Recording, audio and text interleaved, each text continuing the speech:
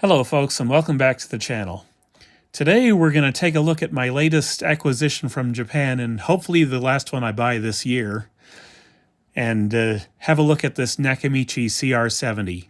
This is the last of the great Nakamichi cassette decks. They peaked around 84, 83, or 85 or so with the CR-7 and CR-9, and also the Dragon, of course, but before they kind of lost their way as a company, they produced one more really high-end deck, and this is that deck. It's also known as the CR-7 outside Japan, so if that sounds familiar, then that's basically what we have here. Now, what did I pay for this? Well, it was roughly on par with the CR-9. In other words, crazy money that nobody should ever have to pay for a cassette deck. This was $15.67.75 Canadian dollars, with that 75 being cents. I think that's about right. Anyway, before it left Japan, it was 20 bucks more expensive than the CR-9, and by the time it got here, I think it's 5 bucks cheaper. So basically on par. And I just wanted to get it on the bench right now just to have a little checkout, just to see what kind of shape it's in. I still don't know exactly what I'm going to be doing with this deck or when it's going to be on the channel for an overhaul or what, but I wanted to just take a look at it real quick and see what kind of shape it's in before I try and figure out what I'm doing with it. Now, because of the cost of this thing, I'm not exactly sure if I can even keep it. That's why it's kind of hard for me to determine whether or not it's going to be on the channel anytime soon. It could be my birthday this year, could be my birthday next year, could be when I hit 10,000 subscribers, or Christmas 2027, I don't know. What I do know is it was ridiculously expensive, and I may not be able to keep it because of that. Anyhow, this was a Mercari Japan purchase. Came from the island of Hokkaido, a store there somewhere. I'm not exactly sure where because he didn't list a city. Anyhow, I'm hoping I've got one here that I can possibly part with if I need to. I'm not exactly sure yet, but I have good reason to suspect that it's a 1988 to 1990 tape deck. I think that's around when this was made. If it's anything newer than 88, I'm going to have an easier time parting with it because 84 and 85 were the most important years for me for music, and that's why I've got the ZX9 in the other room. That one's from 1984, and 87 was also very important to me, so hopefully it's new enough that I'm avoiding all of the potential pitfalls from me attaching it, or from me getting attached to it. So we're going to find out exactly when this was made. That's kind of what this thing up here is for. This is a service bulletin for this specific tape deck, and it's going to help us figure out exactly when it was made. But first, let's learn to talk through our migraine. Let's check out the condition of this and see what kind of shape it's in. Considering it was the same cost roughly as the ZX9, I was really hoping it would turn up in the same shape, but it is not quite there. As you can see, we've got a button cap missing. I'm not too worried about that because I saw that there is a eBay seller in the United States that is making new button caps for this. So I will probably be ordering those, I'm not sure. As I'm looking at it, I don't think these look exactly the same as what he's offering. I think it's from this here, or from this point down is the button cap, and then he's left the upper part of it blank because there are LEDs back behind there. So I don't know if I want to go that route or not. But if I do sell this, I would need that button cap on there, so I'll probably go ahead and order those. I think they're like 50 bucks. It's not too big of a deal. Unfortunately, this did not come with a remote control. Most of them don't, unfortunately, but it is what it is. You can get replacement remotes, but they're obviously not factory Nakamichi, so when you do find the factory Nakamichi remotes, they're usually very expensive, along with everything else Nakamichi. But The main issue I have is right up here. You see that scratch? I think I'm going to want to do something about that. Maybe get some touch-up paint or some such and fix that. I will not want to sell it in this condition, even though the rest of the case is pretty much flawless. No scratches, it's just a little dirty. A couple of scuffs maybe, but nothing too serious. I'm going to be learning how to do a paint job on these fairly soon, I think, so maybe I can do that for this one if I feel so inclined. That's a pretty big scuff right there. The paint is gone there. So, yeah, maybe I repaint this. I don't know. I have to practice my painting skills first on that. Anyhow, I'm cautiously optimistic for now. We have no wear on the labels on the front or the silk screening. Even the buttons don't have high wear on them. So I might have gotten away with another low hours deck here. At least that's my hope. And this here is why this deck is kind of special. It's one of the few Nakamichi decks that auto-calibrate for recording. And that comes with sort of a caveat, actually, because sometimes these are known for failure of the light-dependent resistors that are in the recording amplifier. So I have reason to believe that this is probably not afflicted by that. I think it's usually the older ones that have a problem there, but I'm not exactly sure. We'll find out as the videos go on with this deck, whenever I get to them. I don't know. It's interesting that we've got a subsonic filter here. I don't think that's very common among Nakamichi decks, but it's very interesting. And I see we've also got a manual tape EQ switch here. Not exactly sure what that does or how to use that, but I'm sure I'll figure it out as time goes by. Little bit of dirt in the memory stop switch there. I'll just clean that, so that won't be a problem for too long. But what I really want to check out is the inside of the tape compartment. I want to see what the tape path looks like. So let's eject. We'll pull that off for better looky-loos.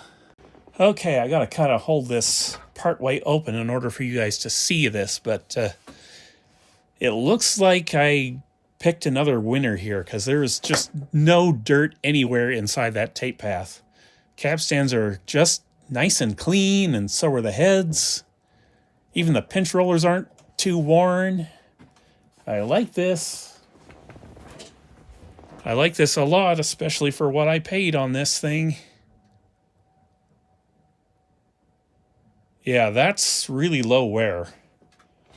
Very pleased about that. So we'll put the door back on for now. We'll zoom back out and we'll go to the back panel here, because I want to start figuring out when this thing was made. And this is a very solid indicator of that. If I can get my boom arm to cooperate instead of coming off the mount like it just did. Okay, there you have it. The serial number is A130-10950. That is why I bought this specific deck. Otherwise, there was another one I was watching with a serial number about half that value. And there's a good reason for me to buy this one instead of that one. And I'm just noticing there's a little bit of rust and corrosion on some of these screws, but nothing too serious. While the older Nakamichi Classic transport is known for opening up the playback heads, these aren't. So I'm not quite as worried about that particular issue on this one as I was with the ZX9. Anyhow, that serial number is important because of this service document that I've got right here. I'll zoom back out. Basically, there was a TSB on this deck from 1988. You can see it right there, July 1st, 1988, where they made a running change to the equalization on the CR-70/CR-7. And basically the gist of it is some newer tape formulations came out, and they found that these decks had a little bit of an issue calibrating to those to a customer's satisfaction. So they released this technical service bulletin to address that. And after a certain serial number, the correction has been baked into the deck. And you can see it right there from A130-08677. This one is after that date, so I have good reason to believe this is newer than July 1st, 1988, this deck. So maybe I'll be able to actually part with this one, I don't know.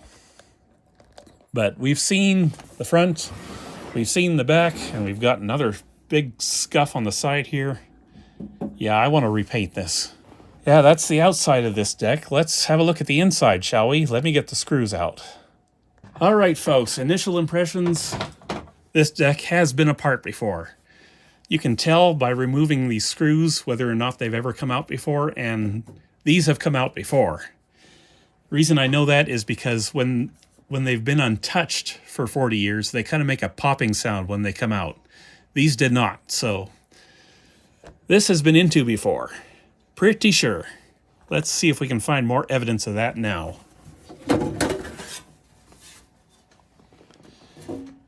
And I already see reason number one for me to get in here. This is why I needed to check this out on camera before the day of service arrives. Right there. You can see it. That there battery is leaking. So I will have to delete this battery fairly soon and fix that before I put this on the shelf for long-term storage, because like I said, I don't know when I'm getting to this. That is clearly the original battery. It's a CR-2032. I'm not going to replace it with a CR-2032. I've got CR-2450s incoming from China right now to replace that. It will go into a dedicated battery holder so that this leakage never happens again. Or if it does happen again, it's damaging the battery holder, not the circuit board. So that's one thing I have to do, is clean that up and deal with that. Now, let's see if we can find some date codes for construction. I am looking. Here's a NEC chip, or NEC. I always call them NEC. I don't know why. Here's another NEC chip. Let's see, I can't even see this. Date code is 8745C7. Oh, for Pete's sake. It had to be 87. Good grief. You guys know where I was in the, what is it, the 45th week of 1987? Well, I'll tell you in a minute here, but I want to look at for some more date codes if I can find some. Let's try the power supply capacitors. Let's see, what have we got over there? Let's see, can I see anything? That blue one way up in the corner, what is that?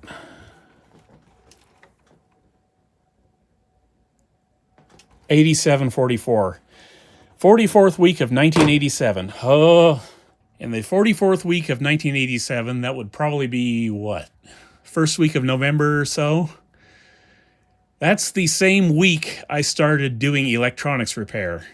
My parents' music store had just opened, and I was just basically getting into the business right around that time. That's not all that was happening around that time. I haven't told you guys this before, but I was a ballet dancer back then, and that's when I was studying ballet. Don't laugh. It's the most physically demanding thing I have ever done in my life, period. It's like training for the Olympics, and I am not joking. Not one bit. Literally the first time that anybody had ever told me that I was good at something physical.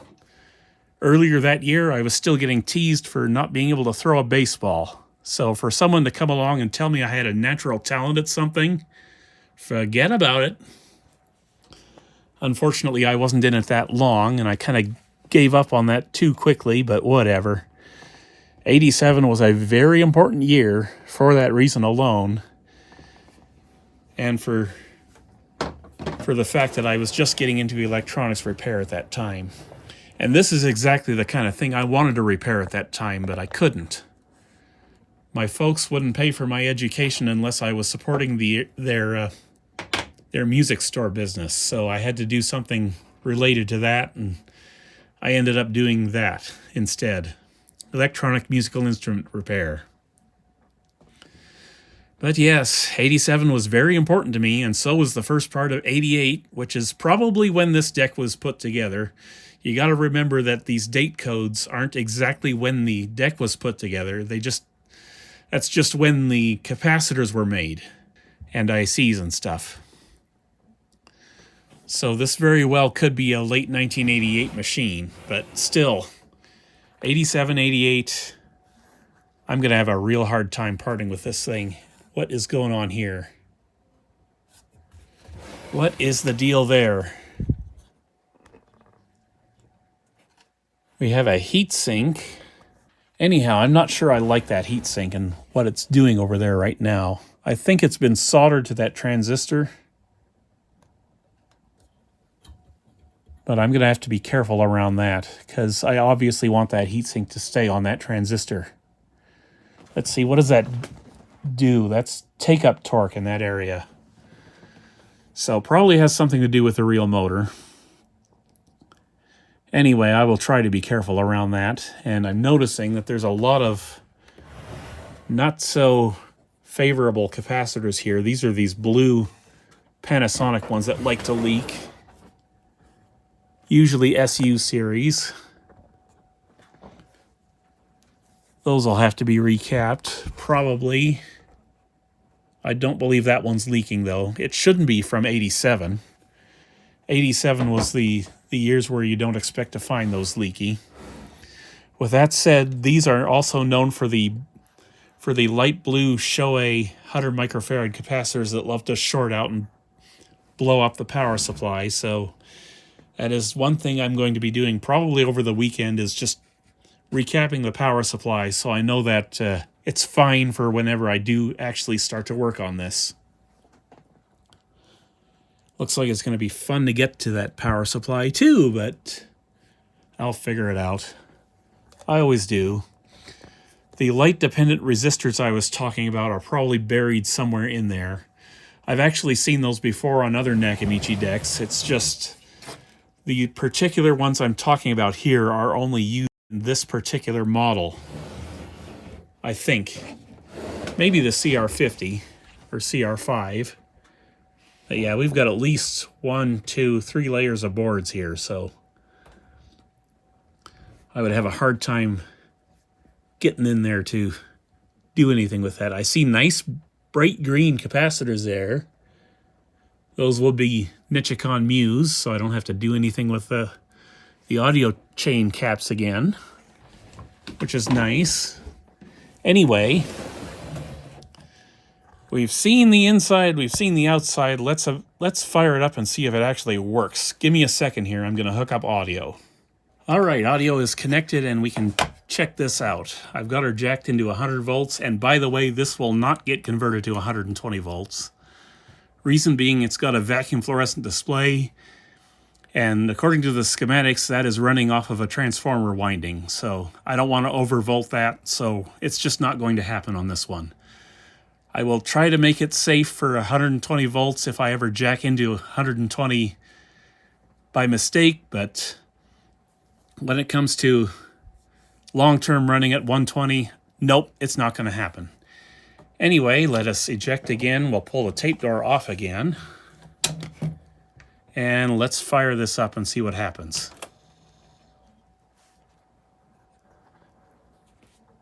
Nice bright display here. That's nice. Dolby B was on, so clearly that battery's still holding some juice, but that battery is more for the auto calibration than anything. I don't know if the auto cal works or not, but whatever. The button that's missing is the fader down button. I'm not too worried about that now. I'm just worried about whether or not this thing works. The light for the manual tape EQ works. Auto fade is engaging. Subsonic filter is working. So is MPX. Maybe I don't have to clean all these button switches. That would be nice. Tape length is working. Manual EQ selector. Not working, but maybe that's what this button is for. Yes. Very nice. You can set the EQ manually the way you can the other Nakamichi decks. Or you can have the deck do it itself. That's nice. I like that. Let's see if I can get my arm to cooperate again. My boom arm. So we can get in nice and close. Capstan drive is working. So the power supply is holding up fairly well, it looks like. Let's see if we can get her to go into play.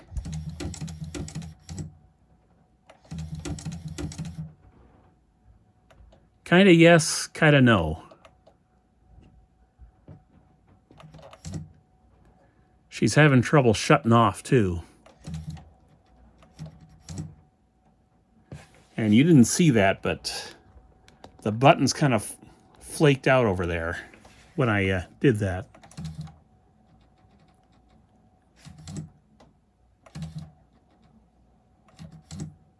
We've got dirty mode switches. That is the problem there. But it is going into play. Let's see if it fast winds. Is this new enough to have the gear drive idler? I don't know. Well, I know now. That's a rubber idler and it's dried up. This guy wants a new idler badly.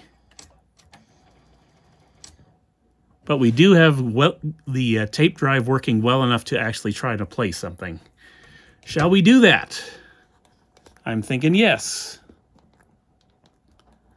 I'll bring you out just a little bit here. And we'll put in my test tape and we'll see what works. It didn't do the reverse thing it usually does. This transport usually does to take up the slack. So we may not have enough torque here to actually play this tape for long.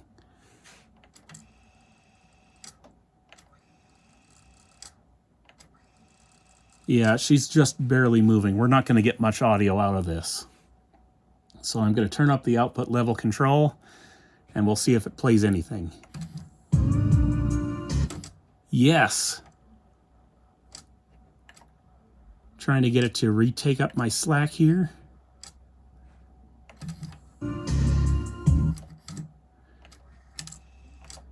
Yes, it is working. We've got both channels too, I think. Pretty sure.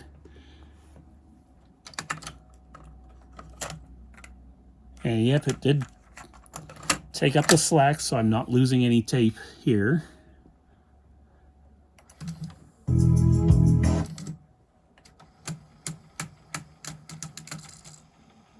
Oh man, this thing needs help. But it's all just the usual Sankyo transport related goodness.